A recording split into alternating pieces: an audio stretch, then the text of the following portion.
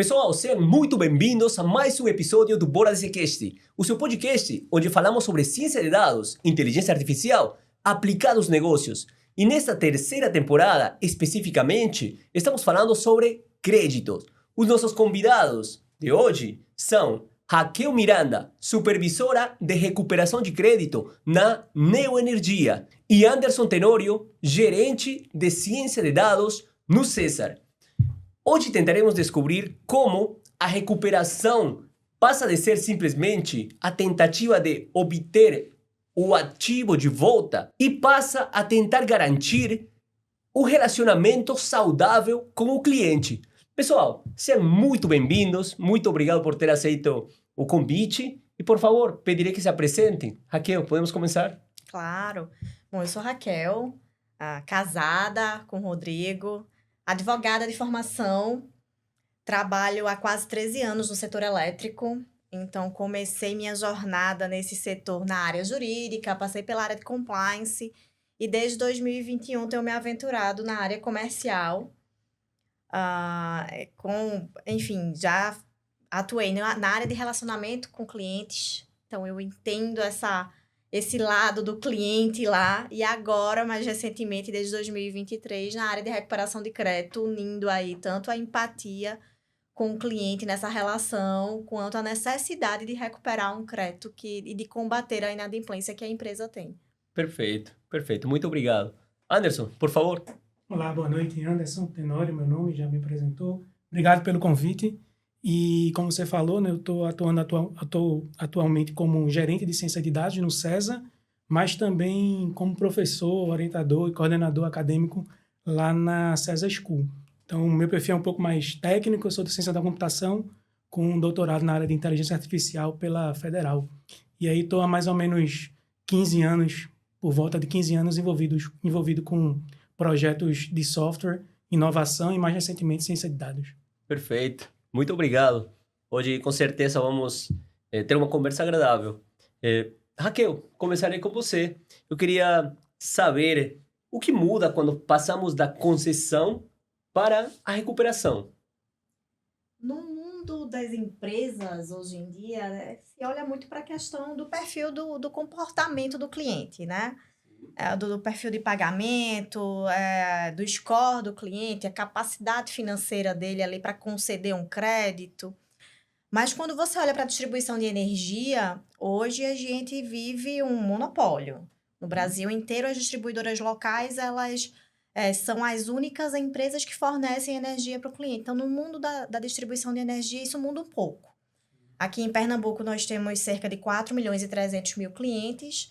Então, na verdade, a gente não concede o crédito, a gente fornece a energia e lá no final da cadeia, da jornada do cliente, a gente precisa recuperar um crédito que, porventura, não tenha sido pago. Sim. Então, a gente usa um pouco da experiência do mercado, mas para a energia, para a distribuição, funciona um pouco diferente. O que vai acabar mudando futuramente, a gente tem uma previsão de abertura de mercado, para que futuramente você, na sua residência, possa escolher de quem comprar energia. Isso está previsto no nosso órgão regulador, mas vai acontecer um pouquinho mais na frente. Por enquanto, a gente segue a regra das distribuidoras locais, as regras regulatórias da ANEEL, que é a Agência Nacional de Energia Elétrica, mas ainda utiliza muito aí ferramentas de recuperação de crédito que o mercado utiliza todos os dias. Entendi, Raquel. Uma curiosidade aqui que eu acabei de perceber é que na recuperação de crédito, o risco que assume a empresa, nesse caso, é menor, né? A empresa de energia. É menor que um pouco comparação menor, das outras empresas. já que a gente está falando de um serviço essencial. Isso. A gente precisa da energia elétrica para fazer o mundo girar todos os dias. É um pouco menor, mas a gente ainda tem um sério trabalho com risco da inadimplência, né? A gente tem regras regulatórias que, às vezes, não nos ajudam a combater a inadimplência. A gente tem um judiciário que tende um pouco mais para o consumidor, inclusive o inadimplente. Então, a gente enfrenta algumas barreiras ainda em relação a essa recuperação de crédito, mas, de fato, para uma concessionária de energia elétrica, considerando a essencialidade do serviço, Uhum. o risco é um pouco menor, Sim. mas ainda impacta bastante aí na saúde econômico-financeira da empresa. Para ter uma noção, a inadimplência, em quanto mais ou menos é a média? Sabe dizer? Nossa! Agora você me pegou, porque a gente tem... Eu cuido de uma carteira de grandes dívidas, Sim. então eu trabalho ali com aqueles clientes de maiores faturamentos, mas Sim. como a gente tem mais de 4 milhões de clientes, aí de fato são carteiras diferentes de inadimplência. Sim. Então o número exato agora eu não consigo te falar. E em essas grandes contas, 5% ou menos, normalmente? Mais. Mais? Um pouco mais. Perfeito. E em questão de estratégias, temos as estratégias tradicionais, né? Quais ainda funcionam hoje, as estratégias tradicionais? As estratégias hoje ainda funcionam, as estratégias tradicionais ainda funcionam hoje. Uhum. Mas um pouco modeladas para a realidade atual. Então, assim, quando a gente fala de ações administrativas, Sim. A comunicação. Então, a comunicação hoje ainda funciona. Um e-mail, um WhatsApp, uma própria ligação, telecobrança. As ações de restrição, então, negativação, Serasa, SPC, um protesto cartorário, uma notificação extrajudicial, elas ainda funcionam mais com uma modelagem diferente. Sim. Precisa entender qual é o perfil do consumidor e qual é o remédio, qual é a dose certa do remédio para cada um daquele cliente que eu preciso recuperar um crédito. Sim. Então, não necessariamente eu vou conseguir recuperar crédito se eu negativar todos os meus clientes. Claro. Eu preciso entender o perfil, eu preciso entender o score daquele cliente, se ele é um mau pagador, se ele esqueceu de pagar uma conta e ele precisa apenas de um lembrete, ele não precisa ser negativado. As estratégias ainda funcionam, mas eu não posso tratar os clientes da mesma forma. Sim. Eu preciso estudar o perfil e aí estudar comportamento do cliente, da adimplência através dos dados, que o Anderson traz muito essa questão da ciência dos dados. E hoje, cada vez mais, a gente tem buscado interpretar os dados que a gente tem na mão, né? Sim. Se o cliente paga em atraso, com quantos dias de atraso, qual é a média de faturamento daquele cliente, para que a gente consiga fazer com que as estratégias e as ações tradicionais funcionem de acordo com o perfil dele. Sim. E quando já sei que é inadimplente, temos as opções de parcelamento, tem essas opções? Sim.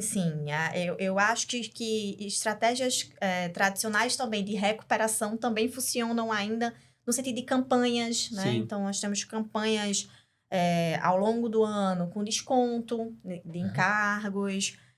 Nós temos parcelamentos com normas e regras pré-determinadas.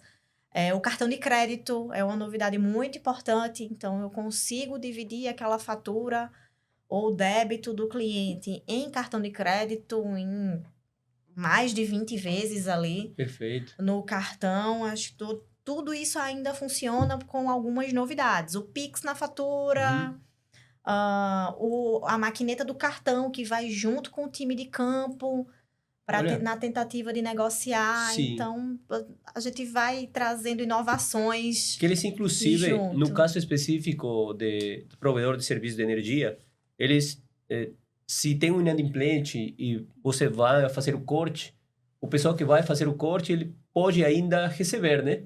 Ele tem autorização para receber, a pessoa talvez esqueci e faça o acordo aí na hora, né? O corte é a última ferramenta, né? Sim. Que a gente utiliza. Assim, a suspensão do fornecimento é aquela ferramenta quando a gente tentou de todas as formas recuperar aquele crédito. Mas hoje em campo, o nosso time de campo vai para campo com uma maquineta, por exemplo. Então, se o cliente, por acaso, esqueceu de pagar, ele consegue fazer um Pix ali na hora, na maquineta, na própria fatura, ele consegue parcelar no cartão. Então, o que a gente quer é arrecadar, o que a gente quer é recuperar aquele crédito. Sim. Né? É fidelizar o cliente, é fazer com que o cliente ele escolha pagar aquela fatura da primeira vez, como prioridade. Então, as facilidades são muito importantes para que a gente oferte para o cliente, para que essa recuperação de crédito seja cada vez mais rápida e muito mais empática. Sim. Porque acredito também que, pelo fato de não ter concorrência, bom, normalmente quando a empresa tem concorrência, o fato de recuperar, essa recuperação tem que ser muito mais equilibrada, não muito agressiva, porque aí quebra o relacionamento com o cliente, né? E você falou aqui sobre as estratégias tradicionais que ainda estão funcionando muito bem, mas tentando a recuperação, quais erros normalmente se comete ao tentar recuperar? Tratar todos os clientes da mesma forma. Acho Sim. que é o principal erro ainda. Não só da empresa, de uma concessionária ou de uma empresa prestadora de serviço público, mas acredito que de todas as empresas em geral no mercado. Eu acredito que é tratar todos os clientes da mesma forma. Né? Não entender qual é o perfil do cliente, qual é a capacidade financeira daquele cliente. Sim. Eu acho que hoje quem recupera crédito tem que solucionar o problema do cliente, não apenas ser um agente de cobrança. Né? Tem que ser um solucionador de cobrança para o cliente. Então, se aquele parcelamento em X parcelas não vai caber no bolso do cliente, porque além daquilo ele tem outra fatura mensal para pagar, ele tem uma dificuldade financeira que vai além daquele parcelamento, eu tenho que entender qual é a parcela mínima que cabe no bolso dele. Eu tenho que entender que se aquele cliente for protestado, ele não vai conseguir pagar as custas cartorárias. Então, acho que hoje o principal erro ainda é tratar todos os clientes da mesma forma. Cada Sim. cliente é diferente e eu tenho que buscar a solução diferente para cada cliente que eu preciso recuperar o crédito. Isso. E às vezes também pressionar sem entender qual é o verdadeiro motivo daquele cliente para sua inadimplência, né? Isso. Então, tem algum caso de sucesso que você poderia comentar, talvez? Nós temos aí muitos casos de negociações bem-sucedidas. Sim. Ultimamente, a gente tem utilizado bastante contrapartidas da negociação. E nesses casos de sucesso, a gente tem se associado muito à nossa área de eficiência energética. Né? Então, se eu consigo, por exemplo, negociar com o cliente em contrapartida, principalmente para aqueles clientes que prestam um serviço essencial à sociedade, uma organização social, prestam um serviço de saúde, por exemplo, um hospital. Sim. E eu consigo construir, por exemplo, para aquele cliente, pela minha área de eficiência energética, uma usina solar, eu vou recuperar um crédito, um passivo, e vou fazer com que esse cliente futuramente ele tenha uma eficiência mensal e aumente a capacidade financeira dele. Então, os nossos casos de maiores sucessos são esses, em que a gente encontra contrapartidas para recuperar o crédito, mas trazer capacidade financeira e saúde financeira para aquele cliente, para que a partir dali ele não volte a inadimplir. Perfeito. Essa ação cairia dentro do que chamamos de crédito responsável, né? Sim, sim. Perfeito. Anderson, quais estratégias, agora falando sobre dados, podemos aplicar para ajudar o setor de negócios quando tratamos de cobrança, crédito e recuperação de crédito? Ok, veja, a ciência de dados, ela tem algumas ações, algumas tarefas que elas são comuns entre diversas áreas de negócios, outras são específicas de cada área, né? Então, por exemplo, no caso específico aqui da Neoenergia, por exemplo, a gente pode citar a própria segmentação de clientes, né? Você bem falou agora há pouco que são praticamente 4 milhões de clientes, então não virtualmente, é impossível tratá-los de maneira diferente, de maneira unificada, mas a gente pode ter algoritmos que a gente clusteriza esses clientes, a gente coloca esses clientes em grupos e com a ajuda do negócio a gente consegue identificar a natureza de cada um desses clusters ou desses grupos, né? Porque no lado aqui de ciência de dados, sendo um pouquinho mais técnico, a audiência deve saber, mas a gente pode entrar na área de aprendizado de máquinas não supervisionado, né? Então, que a gente tem uma base de dados, por exemplo, os clientes, cerca de 4 milhões, e a gente pode rodar algum algoritmo não supervisionado de agrupamento, por exemplo, para executar essa segmentação.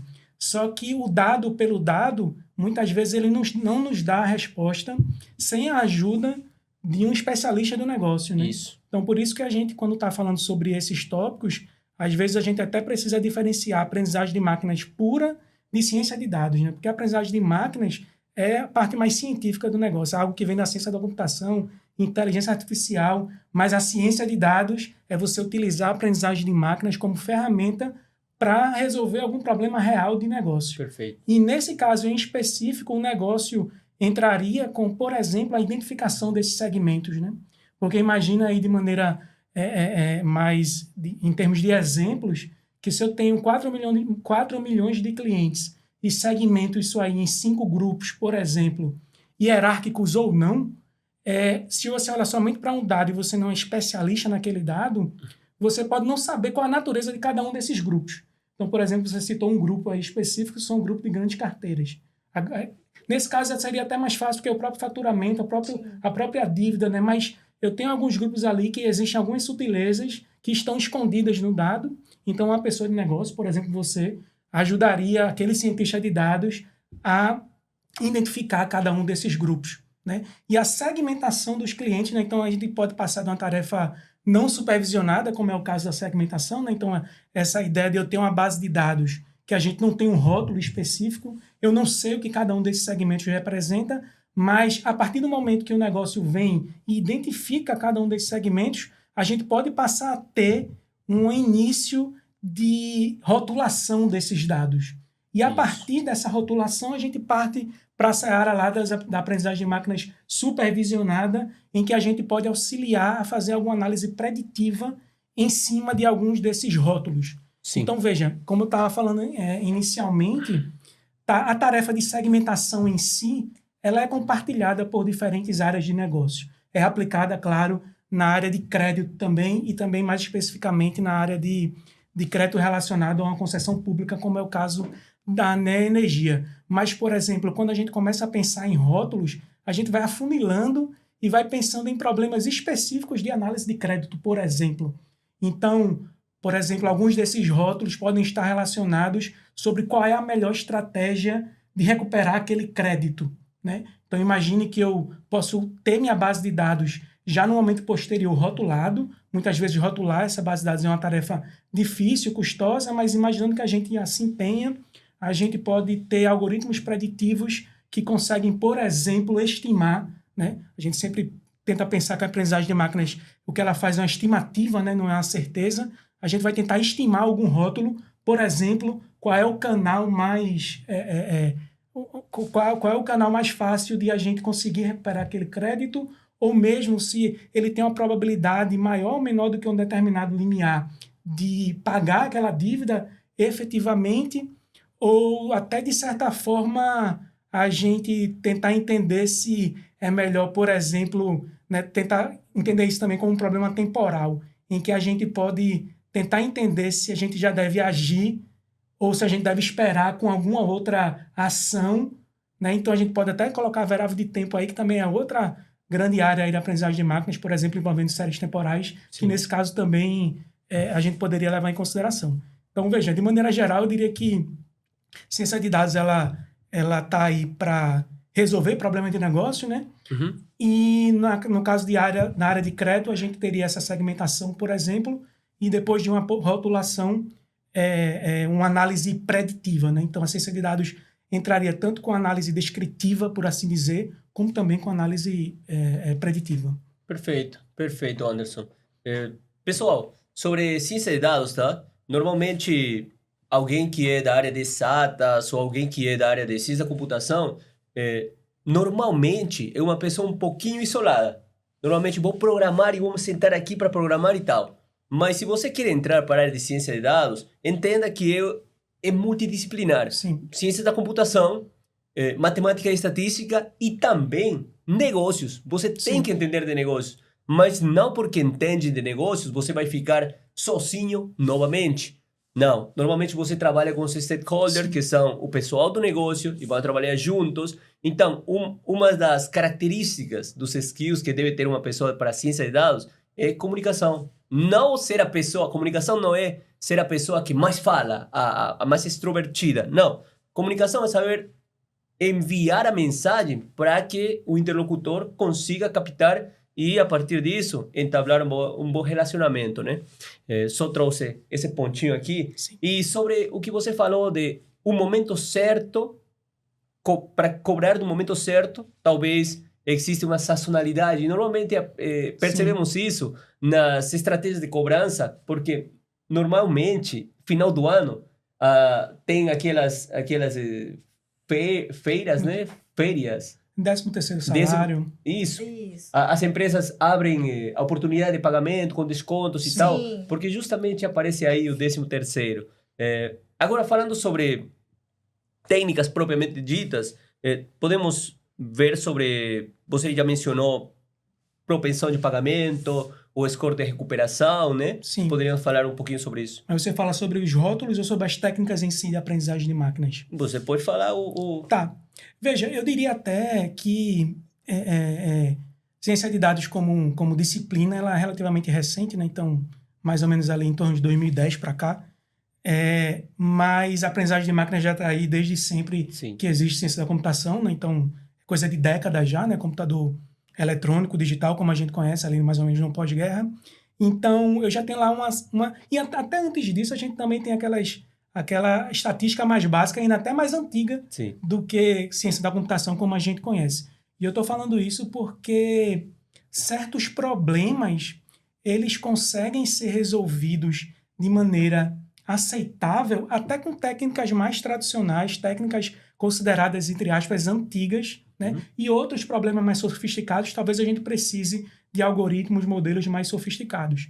E eu estou falando isso porque, pelo menos na minha visão, pelo que eu entendo, pelo que eu pesquiso, a própria área de crédito foi uma das áreas pioneiras, né, em ciência de dados. Antes mesmo de existir esse termo ciência de dados, várias empresas, inclusive aqui no ecossistema do Porto Digital, já estavam envolvidas em utilizar a aprendizagem de máquinas no problema específico de crédito, né? Então, em termos de técnicas, modelos, isso é muito dependente do problema que você tem em mãos. Então, faz parte do papel do cientista de dados. Então, já que é um papel conjunto, como você bem pontuou, né? Então, a gente tem um cientista de dados, a gente tem a pessoa de negócios, que vai fazer essa sinergia aí com a pessoa de negócios trazendo a visão do que é aquele problema, da natureza daquele problema, enquanto que é papel do cientista de dados tentar, a partir disso, à luz desse problema, conseguir chegar em um modelo ideal, em uma modelagem ideal, em um algoritmo específico. Então, por exemplo, para fazer segmentação, em que a gente pensa em algoritmos que vem aí dessa categoria de não supervisionado, mesmo algoritmos mais simples, sei lá, caminhos ou outros algoritmos hierárquicos podem dar essa resposta. Sim. Na análise preditiva, a gente pode fazer uma estratégia de ir testando alguns modelos mais simples, né? A própria árvore de decisão, né? E passando aí por modelos um pouco mais sofisticados, como redes neurais, ou ainda mais sofisticados quando a gente pensa em Deep Learning, por exemplo, que é uma especificidade de redes neurais, são redes neurais com a maior capacidade, tem um maior número de camadas e, em teoria, em tese, uma maior capacidade de generalização.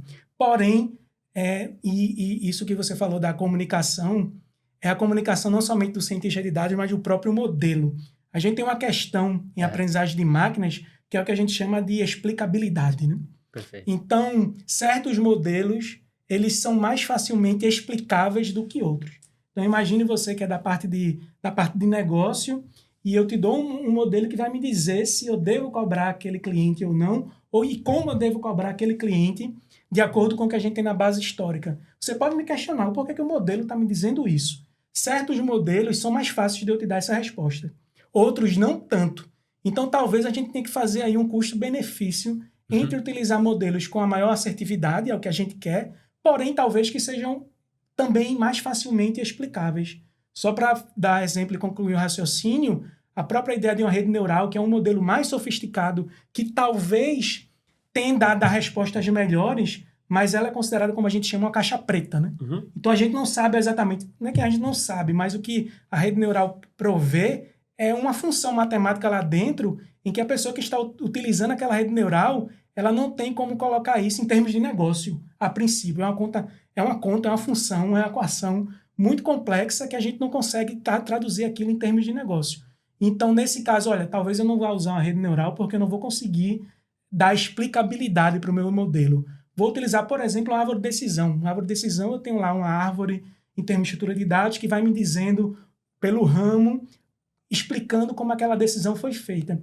E aí, eu, talvez até colocando minha opinião nesse ponto, eu tendo a acreditar que a explicabilidade, no caso de análise de crédito, recuperação de crédito, ainda mais num serviço essencial, como é o caso de energia elétrica, a gente precisa disso, né? A gente tem toda a questão de ética, toda a questão de você estar provendo um serviço que é necessário para o andamento da sociedade como a gente conhece. Então, a gente não pode, por exemplo, como cientista de dados, confiar no modelo cegamente, né? Então, a comunicação não parte somente do próprio cientista de dados, mas do próprio modelo também tem que haver uma comunicação. Perfeito, perfeito. Sempre no momento de... Davi, bora desenvolver um modelo de crédito, por exemplo. O erro comum, sair feito um robotinho, já tentar codar. Não, gente, não vamos fazer isso. Olha, o primeiro passo é o entendimento do negócio. Então, ir e conversar com a área de negócio e perguntar também, olha, qual vai ser o formato de entrega que você quer desse modelo, para poder todo mundo estar na mesma linha e entender. E sobre... Você mencionou segmentação, propriamente dita. E segmentação é algo que vamos utilizar. Você, como cientista de dados, quando vai para uma empresa, é o que mais vai utilizar. Sim. Porque as estratégias, você já viu. Olha, não posso, como falou Raquel, não posso pegar todo mundo como iguais. Bora tentar determinar quem é a pessoa. Então, para isso, criações de grupos, né? E também queria mencionar sobre o ponto de a explicabilidade. Você normalmente tínhamos antes, porque em muitas empresas ainda se fazem modelos de árvore, baseados em árvore. Olha, vou utilizar na academia, estamos dizendo, não, vou utilizar Transformer, vou utilizar essa técnica de ponta. Meu filho, ainda estamos utilizando um Random Forest, uma árvore de decisão, uma regressão logística. Sim. Estamos utilizando nas empresas grandes. Por quê? Porque é muito bem dito por você, Anderson, que um modelo de Deep Learning, por exemplo, tem entrega eficiência muito alta. Mas, em contrapartida, não te traz muita explicabilidade. E você tem que, no final das contas, como eu mencionei no início, você foi e conversou com o pessoal do negócio, aí ele te falou qual vai ser o formato de entrega. Beleza, uma vez que você desenvolve seu modelo, você tem que trazer para a área de negócio, para comunicar seus resultados. E aí, quando você comunica os resultados, você vai chegar e vai dizer, olha, eu fiz um deep learning da vida, coloquei, minha eficiência está lá em cima, minhas métricas são boas, mas você tem que fazer a tradução do negócio, porque a área de negócio não vai entender qual métrica você utilizou para a avaliação do seu modelo. Então, você tem que trazer o ganho do negócio e aí entra a explicabilidade. E nesse lance de explicabilidade, o mais fácil, normalmente, são os modelos de árvore, né? Sim. São mais simples, explicam melhor, você perde um pouquinho de eficiência, mas no final das contas, você está trabalhando para um negócio. Então, o negócio que é o mandante, o negócio é rei nesse caso. E agora vamos passar a falar sobre essa relação entre negócio e dados para recuperar sem perder o relacionamento. Raquel, como equilibrar essa pressão para recuperar com empatia, mantendo o cliente ativo? Como Anderson bem falou, né, acredito que os dados que a gente tem ao longo dos anos, eles acabam mostrando como atuar nesses nichos. Como é que eu trago um cliente, por exemplo, para recuperação de crédito, mas mantendo a humanização, mantendo a resolutividade e trazendo uma solução para esse cliente? Isso é um grande desafio, de fato. E para a distribuidora de energia, aquele cliente vai continuar sendo da empresa, né? Então, por mais que ele volte a inadimplir no futuro, ele continua sendo um cliente da distribuidora. Então, eu preciso manter aquele cliente e trazer aquele cliente para um relacionamento em que ele entenda que ser adimplente é vantajoso. Sim. Né? Então, além de trazer uma preocupação para recuperar o crédito, eu preciso também trazer benefícios para um cliente que escolhe estar adimplente todos os meses. Então, eu tenho campanhas para os clientes que pagam em dia, eu tenho campanhas também para que tragam vantagens para aquele cliente, que ele escolhe pagar a fatura como prioridade. Eu tenho um jeito de atender que busca humanizar, que apesar de todas as inovações que a gente vem trazendo, né? Então, atendimento via WhatsApp, atendimento via aplicativo, cada vez mais o cliente digital, mas eu tenho um jeito de atender que busca humanizar, que busca ser ágil, que busca ser resolutivo. Essa balança entre atender bem o cliente e, ao mesmo tempo, recuperar o crédito precisa estar sempre muito bem alinhada com as expectativas, tanto do cliente quanto da distribuidora. Então, é um desafio, de fato, mas eu tenho que trazer o cliente para essa adimplência e beneficiar o cliente adimplente e buscar soluções para aquele cliente que ainda tem dificuldades. Eu ainda preciso recuperar. Você já mencionou, mas eu vou te colocar em bandeja para você poder se aprofundar na resposta. Eu queria perguntar sobre... Você fala muito em crédito responsável. Ao mesmo tempo, assim como se fala em crédito responsável, existe recuperação de crédito responsável também? Sim, os exemplos que eu citei dos cases de sucesso, cada vez mais a gente busca isso. Sim. Né? Então, a gente busca contrapartidas para aquela negociação, grandes negociações, por exemplo, que eu trouxe aqui a questão da eficiência energética, para o cliente, que a gente chama do cliente varejo, os clientes residenciais, aquela negociação que o cliente possa honrar, né? Então, para que ele consiga e que ele tenha capacidade financeira de conseguir honrar aquela negociação. A gente tem a tarifa social de energia elétrica, né? Que acabou de passar por uma mudança. Então, aqueles clientes que consomem até 80 kWh por mês, eles têm uma isenção legal, desde que eles tenham um CAD único, cliente baixa renda, já é uma recuperação de crédito social. Então, a gente sempre busca atualizar ali o cadastro do cliente, porque muitas vezes ele não sabe que faz jus a esse benefício. Então, a gente busca atuar nas comunidades para trazer esse cliente para usufruir desse benefício que é tão importante, né? Então, é possível, sim, ter uma recuperação de crédito sustentável, que a gente busca equilibrar a saúde financeira da empresa, mas equilibrar também a saúde financeira e o relacional com o cliente. Eu acho sensacional quando as empresas param de olhar ao cliente como simplesmente um devedor e passam a enxergar ele como um ativo da empresa. Olha, eu vou colocar um exemplo que acontece no Peru e relaciono muito com crédito responsável isso. A empresa provedora de eletricidade no meu estado, ela faz o seguinte, nunca eu tinha percebido isso como um crédito responsável, mas é o seguinte, eles dizem para o pessoal de baixa renda, colocam uma meta, e olha, se você que é baixa renda, você consegue consumir só até tal teto, você vai ganhar um balão de gás, um botijão de gás, se fala aqui, né? Um botijão de gás. E isso tem muita gente que somente vai para o básico do básico e no final do mês ganha um botijão de gás. Aí eu pensei, eu incentivo sim, para quê? Para ganhar um botijão de gás? Não.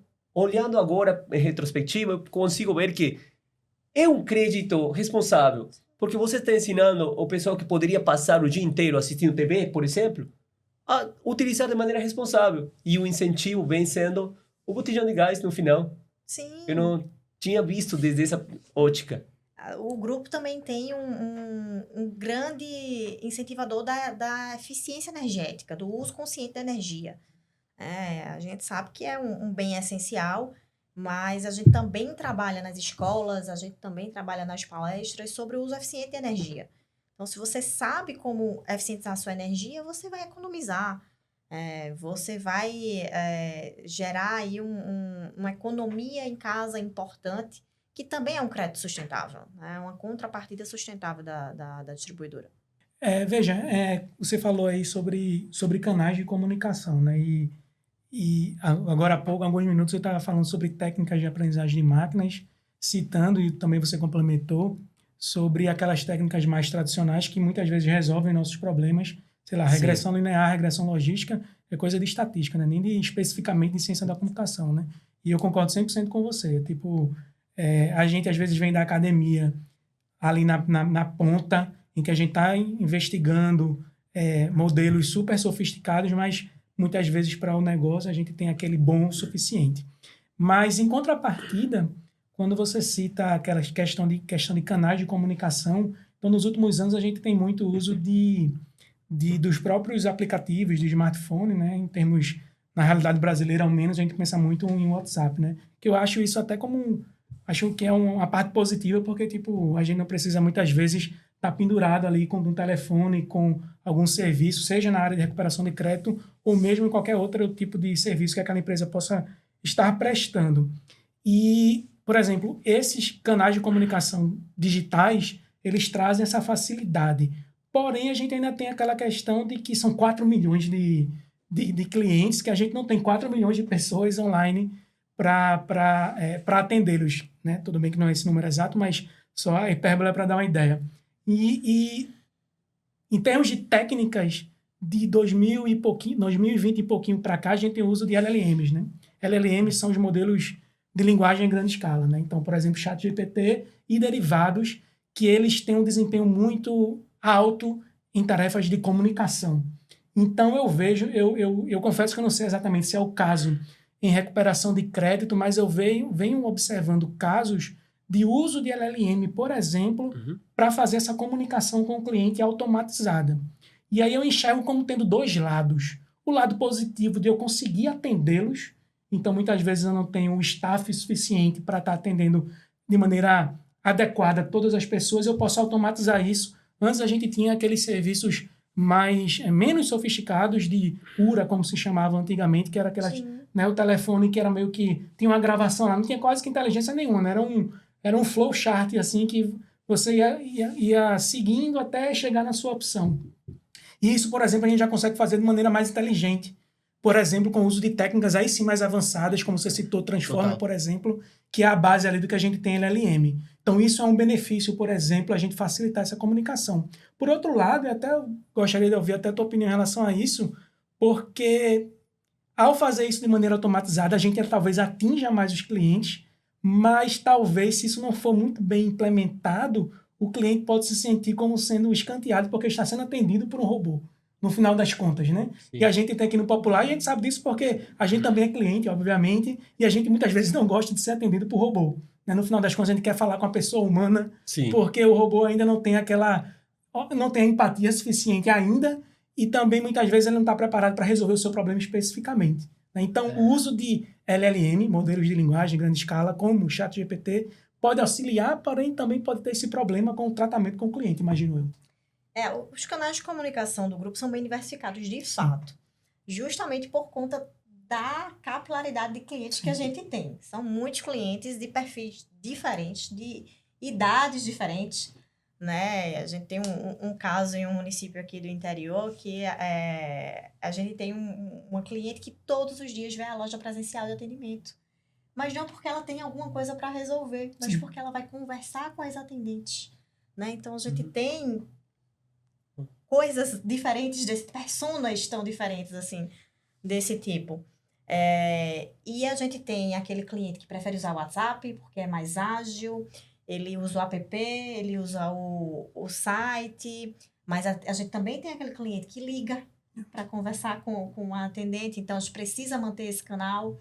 A gente tem o cliente que vai na loja presencial, né? Ele pode tirar a segunda via da fatura no WhatsApp, mas ele vai na loja tirar o presencial, a fatura lá. A gente disponibiliza o totem na loja para sair a fatura, mas às vezes ele quer ser atendido pela pessoa humana. Então, a gente também capilariza os canais e os meios de atendimento e de comunicação para segmentar também a forma como o cliente gostaria de ser atendido. Eu acho que é um ponto importante. Né? A empresa tem que entender, não só uma empresa de concessão, mas qualquer outra, como é que meu cliente quer ser atendido. Ele quer ser atendido por uma pessoa presencialmente? Tudo bem. A não ser que eu estabeleça que eu não terei nenhuma agência física. A exemplo do Nubank, por exemplo, estabeleceu que o core dele é atender de forma virtual. E ele nicha o cliente dele que vai sabendo disso. Né? Mas quando eu ofereço vários canais, eu tenho que saber atender o cliente através de vários canais, né? Eu tenho que dar aquele suporte. Falando de recuperação de crédito, eu tenho um portal online no site. O cliente, ele entra naquele portal, ele simula, por exemplo. Se eu quiser fazer um parcelamento em 5 vezes, qual é o valor da parcela? Se eu quiser dividir no cartão de crédito. Mas ainda assim, se ele entende que aquelas condições de lei, ele consegue fechar o parcelamento de forma virtual, mas se ele entende que aquelas condições de lei não são suficientes, ele tem a opção de ir à loja, tentar negociar de outra forma, né? Ele tem a opção. A loja, ela também tem a opção do transbordo para a área de recuperação de crédito, para tentar achar uma solução para aquele cliente. Então, é muito bem observado, Anderson. A gente, de fato, tem que entender a forma como o cliente gostaria de ser atendido, tratado e escutado. Né? Sim, porque se o robô resolver meu problema, eu fico com o robô. Eu também. Nesse quesito, eu iria mencionar sobre onde humano e algoritmo se complementam. E, desde meu ponto de vista, o algoritmo ele consegue te dizer quem abordar e como abordar. Mas a partir daí, o humano, ele tem o tom, aquela sensibilidade, né? Aquele contexto e oferecer soluções também individualizadas. Mas qual é o ponto que vocês têm para levantar aí? Onde humano e algoritmo se complementam nesse processo de recuperação? Eu acredito que na humanização é um processo sensível. Sim. Né? Quando a gente fala de recuperação de crédito, a gente fala de um processo sensível. Então, acho que o algoritmo, a ciência de dados, ela vai trazer para o humano indicações, direcionamentos, né? Acredito que para aquele cliente, a melhor forma de recuperar o crédito seja essa. Mas, para esse processo, a humanização é muito importante. O tom emocional. É. Aquele que tem o ser humano, Isso. né? Anderson? Sim, quando você fala, eu penso que né, em computação, tecnologia em geral, tecnologia e inovação, às vezes a gente tem os termos que vêm e vão, outros ficam, outros se transformam. Exato. Então tem um termo relacionado que está meio fora de moda hoje, mas cabe, que é o sistema de apoio à decisão. Né? Sim. Era o termo mais usado antigamente, hoje em dia está um pouco fora de moda, por razões que eu desconheço, mas ainda assim faz todo sentido. Então, a gente está pensando aqui em termos de sistema de apoio à decisão. Né? Então, a gente tem ali um grau de automação, né? Então, toda a parte de você pegar os dados, fazer um pipeline aí que faça a limpeza, o pré-processamento, um modelo que vai para a produção, faz predição. Isso pode ser automatizado, mas no final das contas, tem a questão, né, com perdão do termo em inglês, o accountability. Então, no final das contas, o sistema que faz, por exemplo, análise preditiva, é preciso que alguém ali tenha a responsabilidade por essa atuação em cima da análise preditiva. Então, é daí que vem o sistema de apoio à decisão. Ele está dando apoio. Né? Então, se, por exemplo, um sistema diz para você fazer X e você faz, não dá para culpar o sistema no final das contas. A gente tem que ter uma responsabilidade aí de quem... isso depende do contexto, obviamente, mas o sistema está ali, a princípio, para dar esse apoio. Porém, né, também trazendo outra contrapartida, é que com o LLM, com toda essa discussão mais recente, né, na parte até mais técnica, da possibilidade de um alcance, um horizonte, de uma IA mais independente, né, de uma IA que tenha um comportamento inteligente mais geral, talvez essa empatia que a gente ainda considera como sendo exclusividade dos humanos, também, de certa forma, isso pode ser simulado, ao menos. Sim. Né? Então, é uma questão de que a gente hoje ainda precisa dessa empatia humana, mas há pessoas, eu tendo a ser um pouquinho, pensando assim em termos de futurológicos, eu tendo a pensar que isso não está muito perto ainda não. Mas há quem diga e que traga argumentos de que isso está relativamente perto, de a gente ter uma IA geral que consiga fazer isso de maneira mais com esse, assim, também com a empatia, né? Mas aí fica acaba até da audiência de pensar se isso faz sentido ou não. E esse raciocínio nos leva para o seguinte bloco, que é falar sobre o futuro da recuperação, porque o principal, o que em todo tipo de negócio, em todos os campos da economia, o que normalmente temos é o tom emocional que traz o ser humano. Mas hoje em dia a tecnologia está voando e nesse sentido a IA generativa está fazendo um papel fundamental. Então, bora falar um pouquinho sobre o futuro da recuperação. Quais inovações vocês enxergam que podem vir? Anderson tocou num ponto interessante. Essa questão da empatia cada vez mais trabalhada aí na IA, né? Eu também acredito que o futuro não seja um futuro tão próximo. Sim. Ou quero acreditar que não seja Já tem soluções um futuro tão próximo. sendo aplicadas. Mas acho que cada vez mais, não só na recuperação de crédito, mas para o atendimento ao cliente, para as relações, essa humanização da IA, né? Até com emoções, até com sensibilidades mais características de nós humanos, a gente não vai conseguir fugir muito disso. Muito desse futuro. Então, a gente precisa cada vez mais se reinventar, buscar inovações. E quando a gente fala de inovação, a gente tende a pensar em inovação disruptiva. Né? Mas, pouco a pouco, a gente vai entendendo o que é que agrega valor no processo de recuperação de crédito, o que é que o humano agrega valor ali, para tentar separar um pouco isso, né? De que no futuro... todo mundo vai ser atendido apenas por IA, a recuperação de crédito vai acontecer apenas por IA e não vai ter isso. A facilidade de ter 4 milhões de clientes e nichos muito diferentes ainda nos deixa com margem de um atendimento mais humano. Sim. Né? A gente, claro que vai ter, como nós, aquele cliente que prefere ser atendido por um IA, que prefere resolver isso, desde que resolva. Que prefere resolver o problema no telefone dele, ali no WhatsApp, sem falar com ninguém. Mas dentro do nicho de uma concessão pública de 4 milhões de clientes, a gente ainda tem espaço para o humano, para a humanização. Mas também no futuro, falando de abertura de mercado, cada vez mais a gente vai precisar agregar valor ao negócio, pensando nesse futuro tão tecnológico como a gente vem vendo hoje em dia. Anderson? Sim, veja, eu acredito que para frente, né, olhando com o horizonte aí para frente, eu acho que, né, sem me repetir, eu acho que entra a questão do uso de LLMs, né, de IA generativa para comunicação, né, porque talvez o que ela faça melhor, porém atentando o fato das dificuldades que a gente tem com reprodutibilidade também.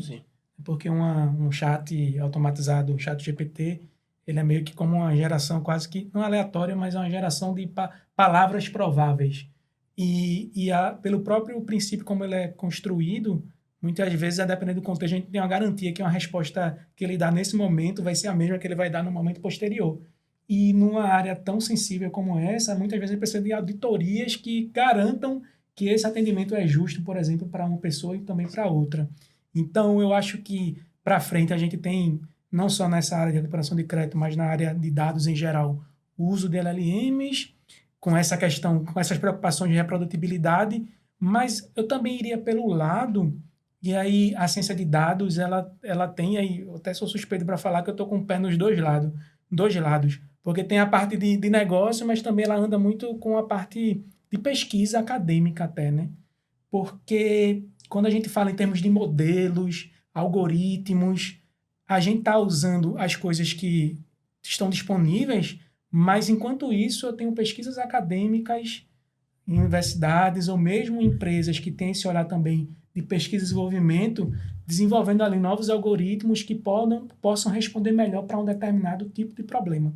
Então é uma área sempre em constante mudança, porque na verdade a gente pode ir também pelo caminho mais tradicional, usar a tal regressão logística, a tal regressão linear, mas a depender do problema, para um nicho específico de clientes, para uma segmentação específica de clientes, eu posso ter um resultado muito melhor com um modelo que ele foi proposto numa tese de doutorado da Federal apresentada ano passado. Sim, sim. Perfeito. Então, eu tenho aquilo ali, implemento, desde que com as devidas precauções, e a gente tem resultados melhores, né? Então, meio que não é exclusivo do futuro, foi assim no passado e no presente. Sim. Eu acho que essa questão do relacionamento da ciência de dados com o que é produzido academicamente tende a continuar também. E tem muitas empresas que, nesse ponto que você falou, antes o pessoal da academia, doutorado, pós-doutorado, ficava no campo acadêmico. Mas Sim. hoje o mercado ficou muito sedutor porque estão trazendo esse pessoal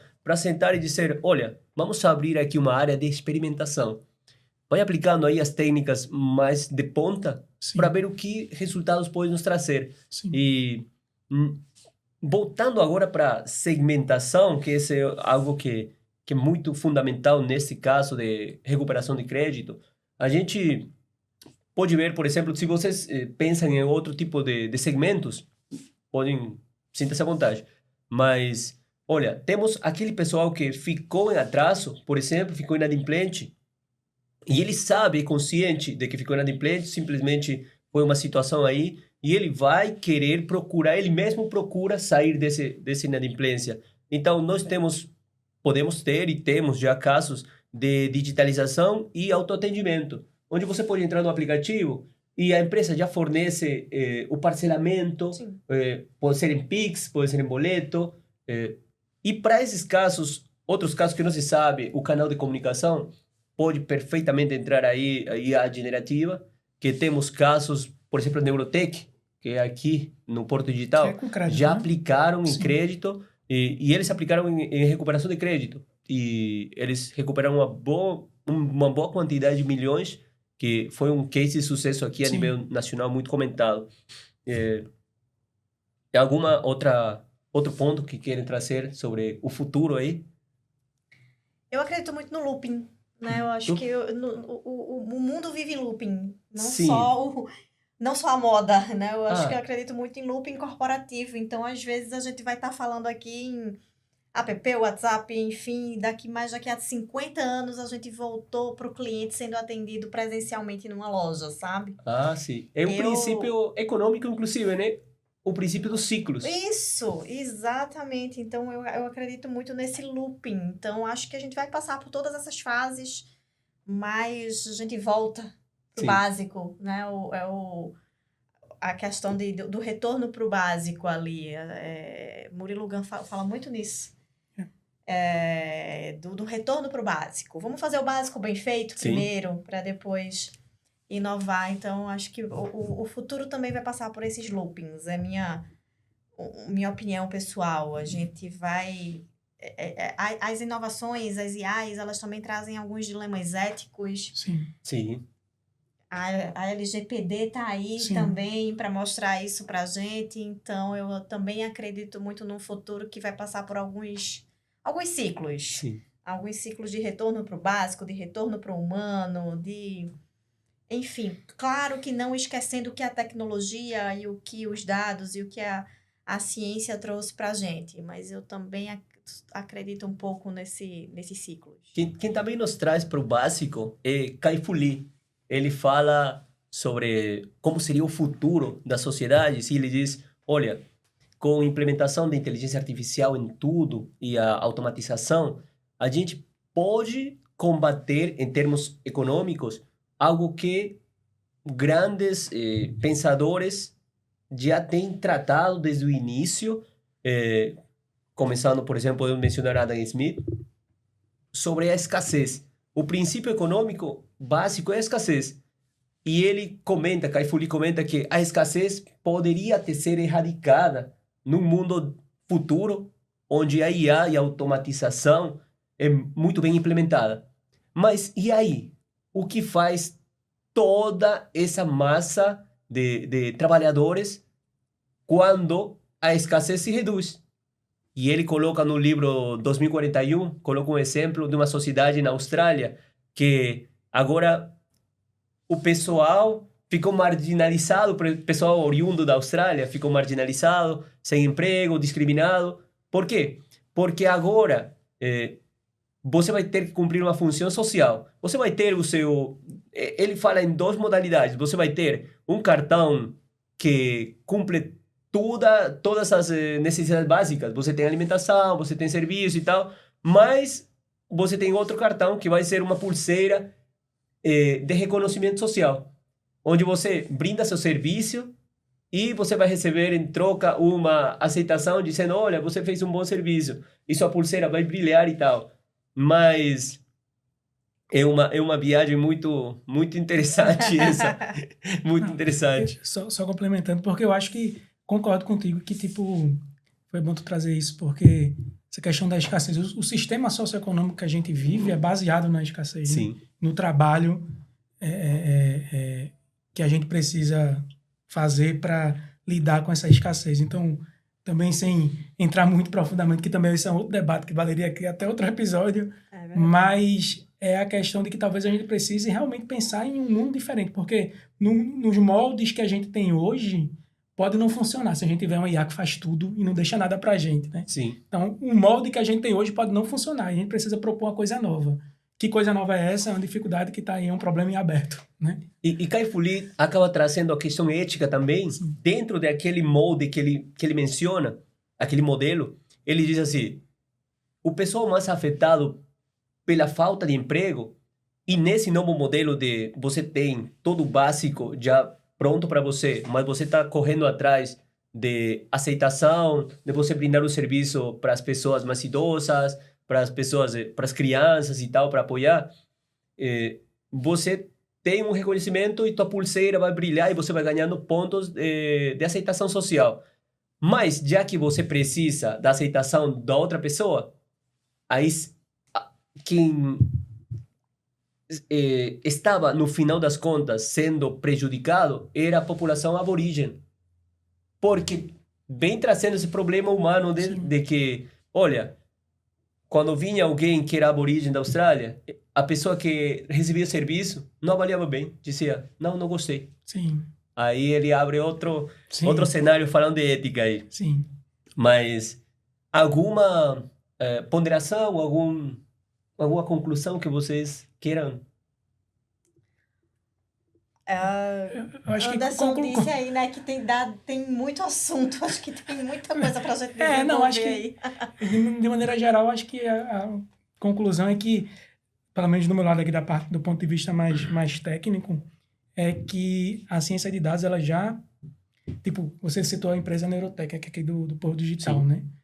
A gente, como um coletivo aí, está resolvendo problemas de crédito já há muito tempo. Então, a gente já é uma área já bem estabelecida, mas pela própria natureza do que a gente faz, está sempre aberto a sempre um melhoramento, como eu falei, com essa sinergia com a academia, né? Sim. Então, a gente tem lá, se você quer adentrar em ciência de dados, o problema de crédito é um problema que já até, de certa forma, clássico para você estudar, mas uma coisa é você estudar no ambiente controlado, outra coisa é fazer isso acontecer no negócio de verdade, né? Sim. Então, a gente precisa entender que tem essa sinergia com a academia, mas também com o negócio, né? Então, ciência de dados une essas duas coisas. Eu acredito que a recuperação de crédito ela tem que perder o estigma de que é apenas uma área de cobrança. Uhum. Ela se interrelaciona com todas as áreas do negócio, seja ele qual for, com os dados, cada vez mais com os dados, com a ciência de dados, com o que eles conseguem nos trazer aí de direcionamentos, encaminhamentos para as tomadas de decisão. E mais do que uma área de cobrança, eu tenho costumado dizer que a área de recuperação de crédito tem se tornado uma área solucionadora dos problemas do cliente. Perfeito. Né? Então, busca muito mais que recuperar crédito, busca trazer uma relação saudável Sim. entre a empresa e o cliente. Então, um pouco disso tudo, de tentar equilibrar todos esses pontos, a ética, a empatia, o relacionamento com o cliente, mas também pensando na recuperação dos créditos para a empresa de uma maneira saudável, que traga saúde financeira para a empresa, para o cliente, mas também empatia, um bom relacionamento, uma recuperação de crédito social e sustentável. Né? Sim, perfeito. E se existe crédito, sempre vai existir inadimplência. Sim. E se existe inadimplência, sempre vai existir a área de recuperação do crédito. Vou mencionar aqui que uma das profissões mais odiadas é a de vendedor de curso, né? Só é mais odiada o pessoal que trabalha em cobrança. Com recuperação de crédito. Perfeito. Olha, pessoal, se vocês têm alguma coisa em mente, eu acho que peguei vocês de surpresa, mas chega no momento final a hora de recomendação de um livro. Eu vou recomendar para a área de crédito Credit Scoring de Laredo, que em muitas empresas é a Bíblia aí, para você... A Bíblia, um exagero. Pelo menos o ponto básico que todo cientista de dados deve conhecer. Então, esse é o livro que eu recomendo. Vocês têm alguma leitura a recomendar? Algum podcast? Alguma? Eu posso fazer, né? Já que eu estou aqui, eu posso fazer jabá também, né? O que acredito eu. Que lá na César School eu sou coordenador de uma especialização em análise de dados e IA. Então, tem essa possibilidade, ele é focada no público, inclusive, não técnico. Então, a gente tem alunos lá que vêm de diversas áreas de ciências humanas, até ciências da saúde também. E a gente está sempre buscando tentar mostrar as ferramentas que a gente pode utilizar nesse campo de ciência de dados para resolver problemas reais. Então, lá na César School tem esse curso e tem outros cursos também relacionados. Perfeito. E na César School, entra uma turma, se criam grupos normalmente e eles estão conectados com empresas que trazem sua dor. Sim, e eles sim. dão um projeto para cada um dos grupos e vão até o final do curso, né? Sim. Uma boa alternativa. O próprio também o mestrado profissional, o doutorado também profissional, como a gente estava conversando no início, os alunos muitas vezes vêm com um problema real da empresa deles e a gente tenta formatar aquilo como projeto de pesquisa, mas que dá um retorno palpável no sentido de negócio ao final. Show. Raquel, alguma menção? Nossa, eu acho que eu comentei, inclusive, que vários colegas lá da Neoenergia fizeram cursos lá no César School, é um parceiro da Neoenergia, então, para quem quer se aprofundar no tema ou até quem quer entender melhor o negócio, né? No mundo corporativo hoje, essa coisa de área fim e área meio, para mim não existe mais, qualquer área precisa entender do negócio. Então, é uma boa dica aí de Anderson, que os cursos do César ali ajudam você a abrir um pouco a mente, né, e trazer vários aprimoramentos para o negócio. Perfeito. Pessoal, queria agradecer. Muito obrigado realmente por ter aceito o convite assim de primeira. Quando isso acontece, eu já sei que o episódio vai ser muito bom, então não perca o episódio. Muito obrigado, Anderson, muito obrigado, Raquel. Obrigada pela oportunidade. Obrigado pelo convite também. E agora com vocês, pessoal, querida audiência. Olha, assistam o episódio completo, assistam os outros episódios, que a temporada está fantástica. E, por favor, deixem seu comentário. O importante para nós é saber o que vocês estão opinando, porque a sua opinião importa. Até a próxima.